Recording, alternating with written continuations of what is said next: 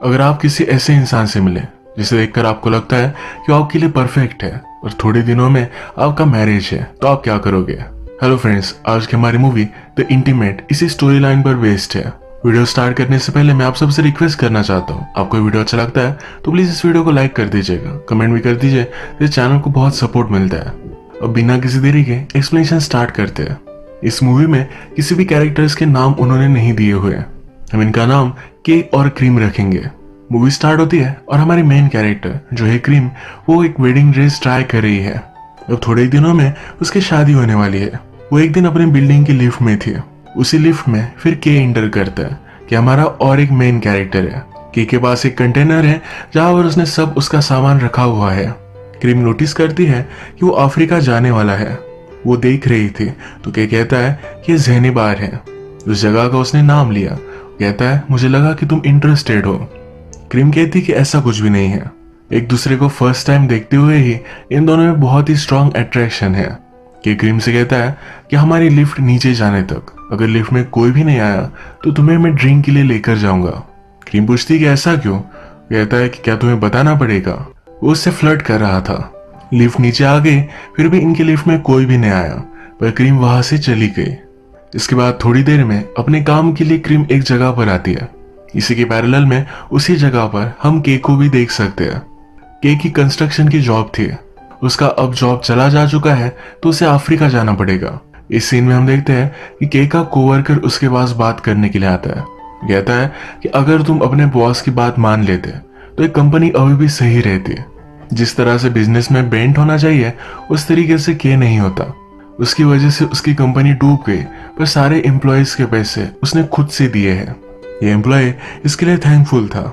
यहाँ पर बात कर रहे थे तभी के नीचे क्रीम को नोटिस करता है। वो एक एड्रेस ढूंढ रही थी तो उसे हेल्प कर देता है। उसे देखकर वो बहुत ही सरप्राइज्ड है। उसे मजाक में कहता है हमें मिले बहुत दिन हो चुके, कैसी हो तुम? क्रीम उसे इग्नोर कर देती है और वहां से आगे जाती है।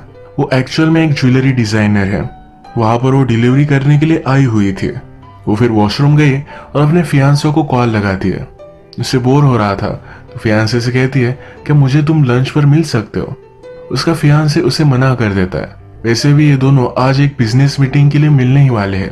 क्रीम फिर आसपास की जगह देख रही थी तो एक लाइब्रेरी में वो आई।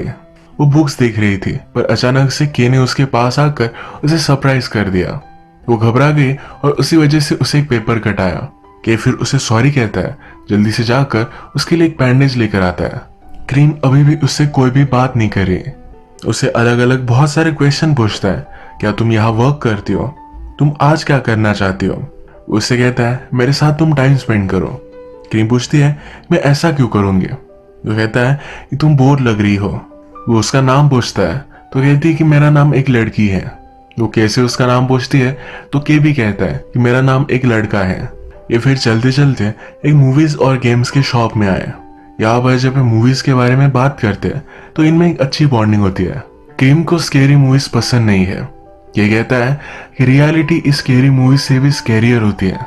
ये दोनों फिर डिसाइड करते हैं उन्हें हॉरर मूवी देखनी है। यहीं पर इस शॉप में प्राइवेट मूवी स्क्रीनिंग के लिए स्टूडियो था जहां पर ये मूवी देखते हैं। मूवी देखते देखते के डर जाता है तो क्रीम का हाथ पकड़ लेता है। इस पर वो बहुत हंसती है। मूवी देखने के बाद ये बाहर आए।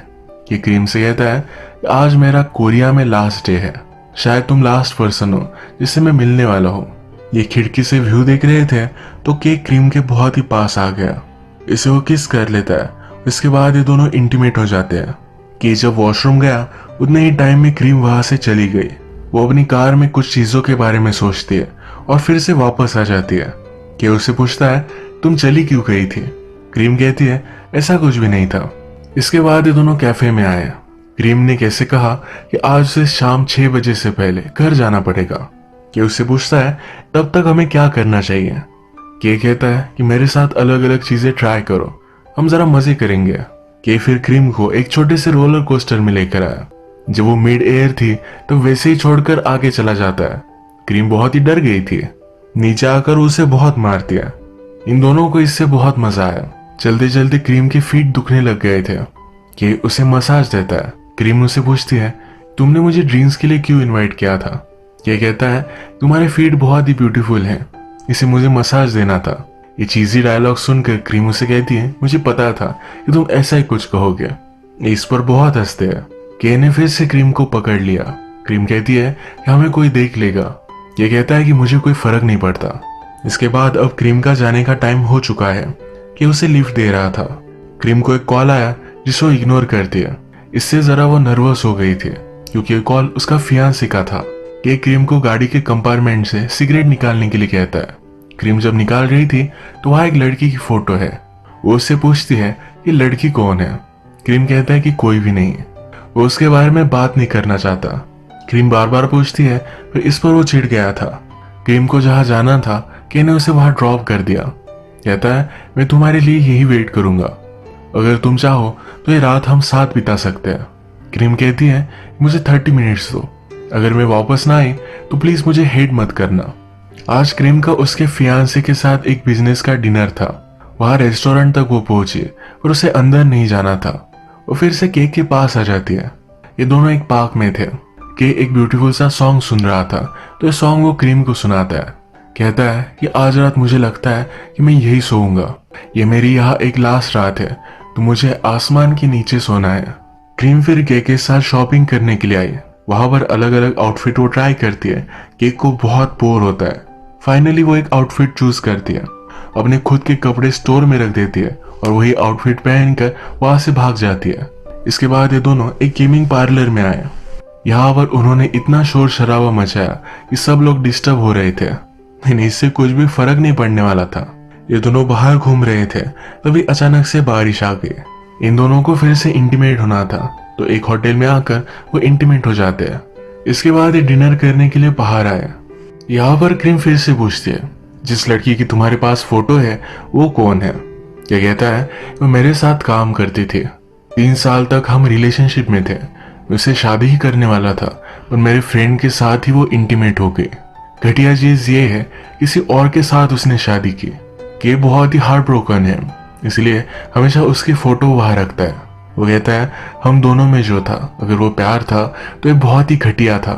क्रीम उससे पूछती है तुम अभी भी उसकी फोटो क्यों रखते हो। ये कहता है कि हम लोगों को बहुत ही जल्दी भूल जाते हैं, मुझे कभी भी उसे भूलना नहीं है। ये कहता है कि अब मैं तुमसे क्वेश्चन पूछूंगा। तो वो पूछता है कि अगर तुम्हारे लिए एक परफेक्ट पार्टनर तुम्हारी शादी से पहले तुम्हें मिले तो तुम क्या करोगी। क्रीम कहती है कि मैं उसे बहुत मारूंगी, इग्नोर कर कर वहां से चली जाऊंगी। वो कैसे पूछती है कि अगर तुम्हारे साथ ऐसा हुआ तो तुम क्या करोगे। क्या कहता है कि मैं उससे पूछूंगा कि हमारी लिफ्ट नीचे नहीं जाती है, तब तक अगर कोई भी लिफ्ट में नहीं आया तो मैं तुम्हें ड्रिंक के लिए बाहर लेकर जाऊंगा। ये वही चीज है जो के ने फर्स्ट टाइम क्रीम से पूछी थी। क्रीम को 10 बजे फिर से घर जाना था। ये दोनों बाहर आए और क्रीम उससे पूछती है क्या मैं तुम्हें पंच कर सकती हूँ। यानी कि क्रीम को लगता है कि के उसके लिए परफेक्ट है। ये उसे पंच करती है और के उसे गले लगा लेता है। क्रीम कहती है हम दोनों में कोई भी अटैचमेंट नहीं हो सकती, हम दोनों ने एक दूसरे को प्रॉमिस किया था। वो फिर वहां से चली जाती है। जहां पर वो वेट कर रही थी वहां के भी उसके साथ वेट करता है। क्रीम का फिर फियांसे आया और उसके साथ वो गाड़ी में आगे चली गई। क्रीम और उसका फियांसे ये 7 साल से एक साथ है। वो उससे पूछता है कि तुम उसे डिनर के लिए मिलने वाली थी, तुम आई क्यों नहीं। अब हमारी शादी होने वाली है तो शायद तुम्हें टेंशन आ रहा है। ये सब कुछ चीजें मैं समझ सकता हूँ। क्रीम और उसके फियांसे ट्रैफिक में थे तो के भी उनका पीछा करता है। क्रीम अपने फियांसे से पूछती है कि अगर हमने शादी कैंसिल कर दी तो क्या होगा। इस पर फियांसे कहता है कि मुझे गुस्सा मत दिलाओ। ये दोनों फिर एक कैफे में आ गए। फियांसे कहता है मैरिज कुछ बड़ी बात नहीं है, इसे तुम ज्यादा सीरियसली मत लो। क्रीम पूछती है या तुम मुझसे बोर नहीं हो गए। वो कहता है सब लड़कियां 7 साल के बाद एक जैसी बन जाती है, मुझे शादी करनी है तो मैं तुमसे ही करूंगा। और प्यार क्या होता है, प्यार भी तो यही है। ये दोनों बात कर रहे थे तो इसी रेस्टोरेंट में फिर से के आ गया। वो अपने फियांसे से कहती है क्या तुम्हें पता है कि मैं दिन भर किसके साथ थी। वो के की तरफ पॉइंट करती है। वो फिर के पास आई, उसके मुंह पर उसने पानी मारा। ये सब तमाशा देखकर फियांसे वहां से चला जाता है। कि क्रीम के पास आकर कहता है कि बहुत ही इम्पल्सिव था। तो कहती है हमारे बीच डील थी, तुम्हें मुझे छोड़ देना चाहिए था, उसका मूड सही नहीं था। तो कहती है मुझे चीयर अप करने के लिए कहीं लेकर चलो। ये दोनों फिर एक क्लब में आए। क्रीम को उसके फियांसे का कॉल आता है। कहता है कि मैं सबको समझ सकता हूँ, तुम्हें भी कभी कभी फीलिंग की जरूरत है, तुम आज रात उसके साथ जो भी करो, इससे मुझे कुछ भी फर्क नहीं पड़ता। कल से हमारी जो रिलेशनशिप थी यही हम कंटिन्यू करेंगे। ये फियांसे भी उसी क्लब में था कि और ये फियांसे एक दूसरे के आमने सामने आए। ये फियांसे कहता है क्रीम का अच्छे से ख्याल रखना, वो सिर्फ तुम्हें यूज कर रही है, ज्यादा अपने होप्स मत बढ़ाओ। इसके बाद के क्रीम के पास आया। जब ये दोनों इंटीमेट हो रहे थे तो क्रीम अपने फियांसे को कॉल लगाती है। उसे जेलस फील कराने के लिए सब आवाज सुना रही थी। इससे के बहुत ही चिढ़ जाता है, कहता है मुझे तुम समझती क्या हो, या जब मेरे साथ थी तो उसी को इमेजिन कर रही थी। इस पर इन दोनों का झगड़ा हो गया। ये दोनों इस क्लब से चले गए और फिर से एक पार्क में मिले। क्रीम कैसे कहती है तुम एक बहुत ही घटिया आदमी हो, तुम कल जाने वाले हो। हर आदमी कहता है कि उसे मजे करने हैं, पर जब रिस्पॉन्सिबिलिटीज की बारी आती है तो कोई भी रेडी नहीं होता। वो हर्ट हो रही थी तो के उसे गले लगा लेता है। यहाँ पर ही एक बेंच पर वो हैंग आउट कर रहे थे।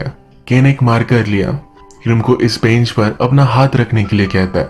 उसका हाथ वो यहाँ ड्रॉ करता है। क्रीम पूछती कि ये क्या है। वो कहता है कि जब भी मुझे तुम्हारी याद आएगी तो यहाँ इस स्पॉट पर मैं आ जाऊंगा। यहाँ इसी पार्क में एक स्टैचू था। कुछ फूल लेकर इस स्टैचू के सामने खड़े होते हैं, जिस तरह से वेडिंग वॉज लिए जाते हैं।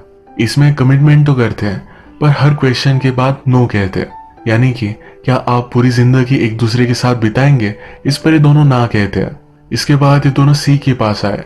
यहाँ पर क्रीम कैसे कहती है जब भी आप किसी से प्यार करते हो तो हमेशा कपल की तरह ही रहना चाहिए। ये प्यार खत्म हो जाने से पहले एक दूसरे की लाइफ से चले जाना चाहिए। इसके बाद ये दोनों एक वाइन शॉप में आए। के शॉप ओनर से कहता है कि आज ही हमारी शादी हुई है, मेरे पास कोई भी पैसे नहीं है, तो क्या तुम मुझे वाइन गिफ्ट कर सकती हो। के हमेशा बहुत ही चार्मिंग होता है, तो इसलिए ये ओनर उसे एक गिफ्ट कर देती है। इसके बाद ये दोनों फिर से होटल में आए। केक को अब जाना पड़ेगा तो क्रीम उसे शेविंग करने में हेल्प करती है। के यही शेविंग क्रीम के शोल्डर पर लगाता है। वहां पर एंजल लिखता है। इसके बाद ये दोनों एक दूसरे के साथ इंटीमेट हो जाते हैं। क्रीम कहती है कि चलो एक दूसरे को हम स्टोरी सुनाते हैं। के इंटरेस्टेड नहीं था तो खुद सुनाना स्टार्ट करती है। वो कहती है कि जब मैं छोटी थी तो हम सब क्लासमेट्स के पास कोई भी शार्पनर नहीं था। एक लड़की के पास था तो हमेशा उसकी पेंसिल बहुत ही शार्प रहती थी। मेरी मदर कभी भी मुझे शार्प पेंसिल नहीं देती थी, थोड़ी सी ब्लंट रखती थी। एक दिन मैंने मेरी पेंसिल को बहुत ही शार्प किया था। मैंने जब उसे राइट किया तो जल्दी से टूट गई थी। तब मुझे पता चला कि मेरे पास हमेशा जो ब्लंट पेंसिल रहती थी वो लाइफ लॉन्ग है। ये जो कन्वर्सेशन है, यहाँ पर क्रीम अपने फियांसे और केक को कंपेयर कर रही थी। उसका फियांसे उसके लिए लाइफ लॉन्ग कमिटमेंट है। केक के साथ उसकी रिलेशनशिप एक शार्प पेंसिल की तरह है जो कभी भी टूट सकती है। अब सुबह हो गई तो एक जगह पर ब्रेकफास्ट करने के लिए आया। क्रीम को पीने के लिए थोड़ा सा वार्म वाटर चाहिए था। कि उससे पूछता है कि हम दोनों क्यों नहीं डेट कर सकते, तुम्हें जो भी चाहिए वो हम कर सकते हैं। क्रीम कहती है कि हम आज ही मिले और बहुत बार एक दूसरे के साथ इंटीमेट हो गए। अगर हमने कंटिन्यू किया तो कितना कंटिन्यू कर सकते हैं, 1 मंथ, 2 मंथ, 6 मंथ। इसके बाद हम एक दूसरे से बोर हो जाएंगे। मुझे अभी अभी वार्म वाटर चाहिए था पर तुम उठे भी नहीं। अगर तुम मेरे लिए केयर करते तो तुम्हारे साथ मैं डेट पर आ सकती थी। ये दोनों एक दूसरे से पूछते हैं कि क्या तुम खुश हो, पर ये दोनों खुश नहीं हैं। इसके बाद क्रीम ने केक को एक ब्रेसलेट दिया जो बहुत ही टाइट बांधती है कि उसकी हमेशा याद रखे, इसलिए उसने वो दिया था। के कहता है कि तुम इसे कितना भी टाइट बांध लो, कभी ना कभी ये टूटने वाला ही है। क्रीम कहती है तुम मेरी एक अच्छी मेमोरी हो, मैं इसी तरीके से तुम्हें याद रखना चाहती हूँ। इसके बाद उसने कैब की और वहां से वो चली गई। इसके बाद कुछ टाइम गुजर चुका है। जिस पार्क में के और क्रीम मिले थे उसी पार्क में उसकी शादी हो रही है। वो फिर से उसी बेंच पर आती है जहां पर के ने उसका हैंड ड्रॉ किया था। क्रीम का हैंड ड्रॉ करने के बाद के ने अपना हाथ भी ड्रॉ किया था। ये देखकर वो अपनी लाइफ से मूव ऑन करती है। इसी तरीके से मूवी एंड हो जाती है। जो भी इस मूवी का पॉइंट था ये क्रीम ने उसकी पेंसिल की स्टोरी में हमें बता दिया था। आज का वीडियो हम यही खत्म करते हैं। अगर आपको ये वीडियो अच्छा लगा तो प्लीज इस वीडियो को लाइक कर दीजिएगा। बहुत सारी मूवीज लेकर आता रहता हूँ, तो प्लीज इस चैनल को सब्सक्राइब कर दीजिए और बेल नोटिफिकेशन आइकॉन दबाने में मत भूलिएगा। फिर से मिलेंगे और एक नई मूवी के साथ, तब तक के लिए थैंक यू और आप अपने आप का ख्याल रखिए।